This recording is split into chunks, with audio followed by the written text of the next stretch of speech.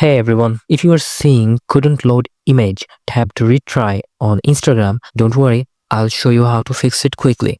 First, check your internet connection. If you are on Wi-Fi, try switching to mobile data or vice versa. Sometimes a weak connection prevents images from loading. Next, restart the Instagram app, close it completely and reopen it. If that doesn't work, restart your phone as well. Now, make sure your Instagram app is updated. Go to the App Store or Google Play Store and check for updates. An outdated app can cause glitches. If the issue continues, clear Instagram's cache. Go to Settings, Apps, App Management. Find Instagram app from the list and tap on it.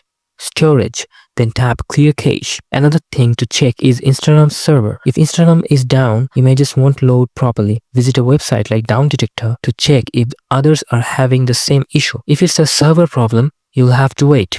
Finally, if nothing works, try logging out of your account and logging back in. Sometimes this refreshes your feed and fixes the issue. And that's it. If this helped, don't forget to like and follow for more Instagram fixes. See you in the next one.